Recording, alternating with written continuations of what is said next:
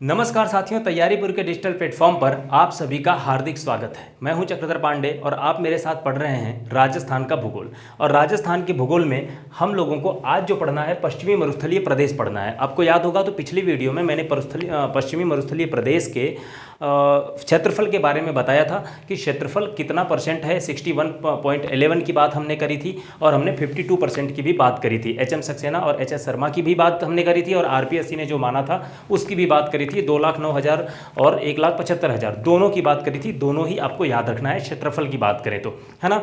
तो हम लोग अब पश्चिमी मरुस्थलीय प्रदेश को उसमें हम कंटिन्यू करते हैं। वहाँ पे मैंने क्षेत्रफल और विस्तार बता दिया था। मैंने एक बार रिवीजन करें तो विस्तार अगर मैंने लंबाई की बात करें तो 600 किलोमीटर का बताया था और चौड़ाई बात करें तो 300 किलोमीटर का बताया था।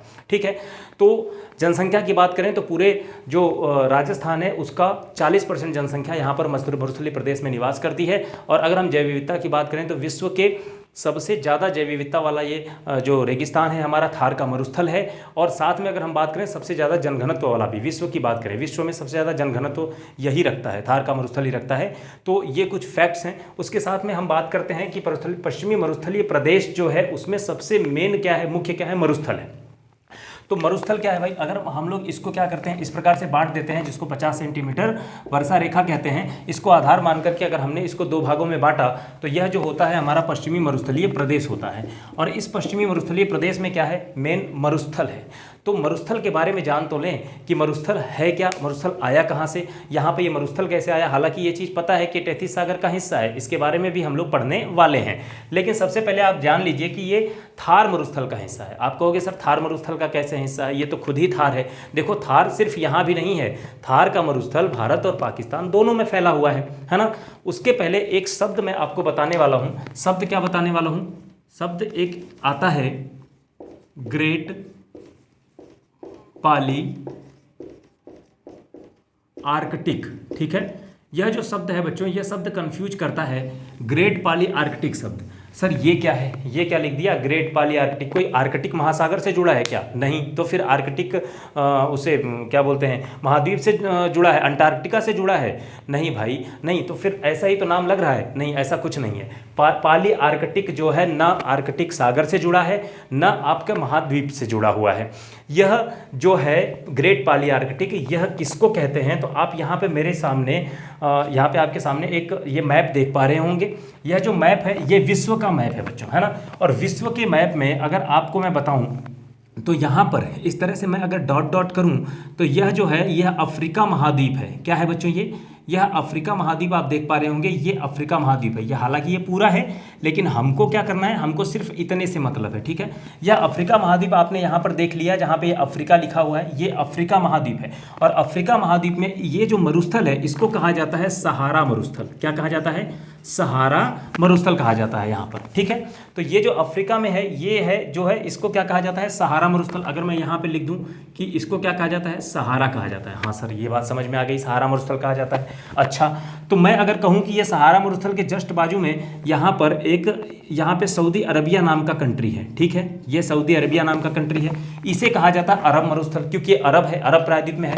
तो ये जो अरब प्रायद्वीप में इसे क्या कहा जाता है, अरब मरुस्थल कहा जाता है। तो मैं प्लस कर दूं और यहाँ पे लिख दूं अरब मरुस्थल, लिख दूं, हाँ सर लिख दो, अरब मरुस्थल की बात हमने कर ली। ठीक है, अब अरब मरुस्थल के जस्ट थोड़ा सा और पूरब की तरफ आओगे आप तो ये हमारा प्यारा सा भारत है। ठीक है, क्या है, यह जो है हमारा भारत है। और इस भारत में यहाँ पर जो एक मरुस्थल फैला हुआ है पाकिस्तान और भारत मिला करके, इसे कहते हैं थार मरुस्थल। अच्छा सर क्या बात है, तो मैं क्या यह कह सकता हूँ कि अरब मरुस्थल सहारा का भाग है, अच्छा, थार मरुस्थल अरब मरुस्थल का भाग है, अच्छा, या तो थार मरुस्थल अरब मरुस्थल का भाग है, अरब मरुस्थल थार मरुस्थल का भाग है। सर क्या पहेलियां बुझा रहे हो? नहीं, देखो पहेली नहीं बुझा रहा, बात मैं सही कह रहा हूँ। सही क्या कह रहा हूँ सर, ये तीनों एक ही सीध में दिख रहे हैं, नहीं दिख रहे हैं आपको? यहाँ पे सहारा मरुस्थल, यहाँ पे अरब मरुस्थल, यहाँ पर थार मरुस्थल, यह तीनों एक ही सीध में दिख रहे हैं। हाँ सर दिख रहे हैं। तो पश्चिमा पवन चलती है, पता है आपको? पश्चिमा पवन नाम का एक चीज़ है, पश्चिमा पवन कहते हैं। अब मैं जलवायु में उसे पढ़ाऊंगा, विंड में उसे पढ़ाऊंगा। तो पवनों के निक्षेप के द्वारा मरुस्थल का निर्माण होता है, मरुस्थलीकरण का निर्माण होता है। तो क्या हम ये कह सकते हैं कि हो सकता है कि ये जो सहारा अफ्रीका वाला जो सहारा मरुस्थल है उसकी रेत उड़ करके अरब में चली गई हो और अरब की रेत उड़ करके थार में चली गई हो और उस प्रकार से क्या हो रहा है, ये पूरा मरुस्थलीकरण हो रहा है। अच्छा सर, समझ में तो आ गई बात। अब बताओ ये वाला क्या है, इन सबसे इसका कुछ कनेक्शन है क्या? हाँ बिल्कुल कनेक्शन है। इन तीनों को मिला करके क्या, ये सहारा मरुस्थल प्लस अरब मरुस्थल प्लस थार मरुस्थल, इन तीनों को मिला करके हम कहते हैं ग्रेट पाली आर्कटिक। समझ में आ गई बात? इन तीनों को मिला करके हम कहते हैं ग्रेट पाली आर्कटिक।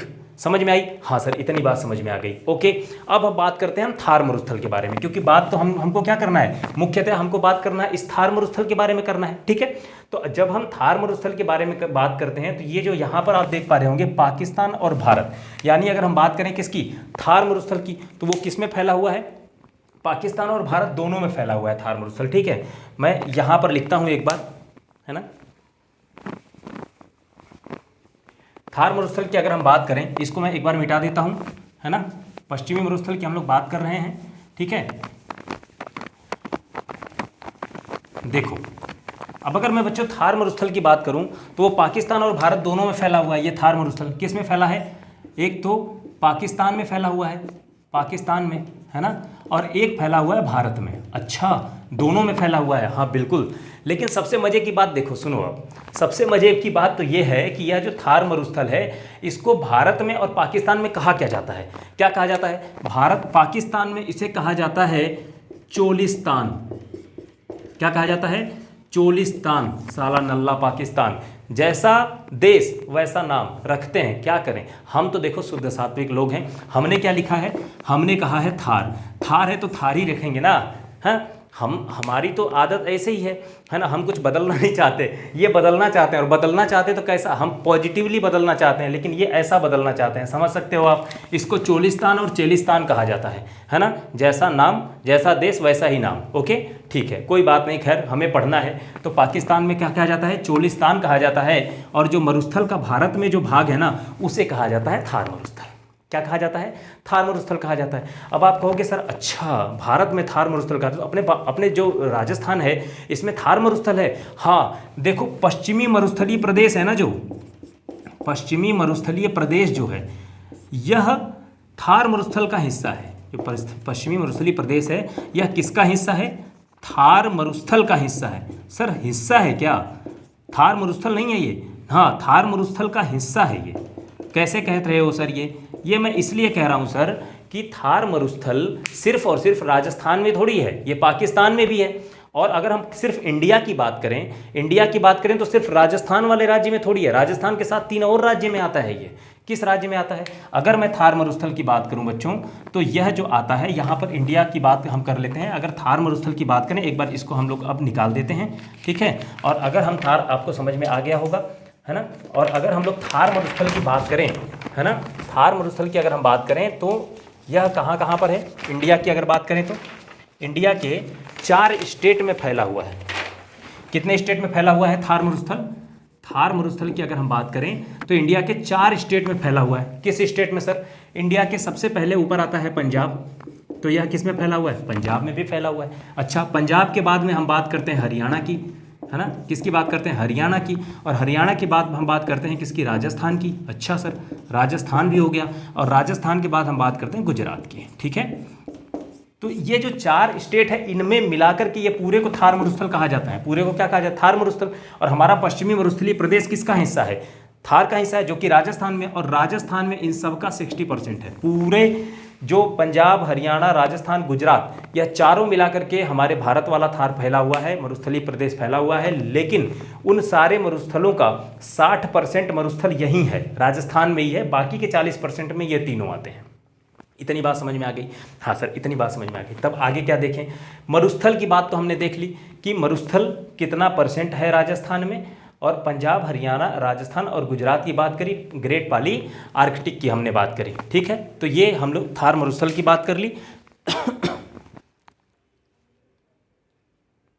ठीक है। तो फिर हम लोग जो अगली अब जो पश्चिमी मरुस्थलीय प्रदेश हम लोग पढ़ रहे हैं, इसमें आज हमने जाना है थार मरुस्थल के बारे में। ठीक है, बाकी की जो हम इस पश्चिमी मरुस्थलीय प्रदेश के बारे में अगले वीडियो में पढ़ेंगे। इसमें अगले वीडियो में पढ़ेंगे भी इसको रुक्ष प्रदेश भी कहा जाता है, यहाँ पे वर्षा कैसी होती है, यहाँ पे मिट्टी कैसी पाई जाती है, यहाँ पे जलवायु कैसी है, इन सारी चीज़ों के बारे में हम लोग नेक्स्ट वीडियो में चर्चा करेंगे। तब तक के लिए नमस्कार, जय हिंद दोस्तों।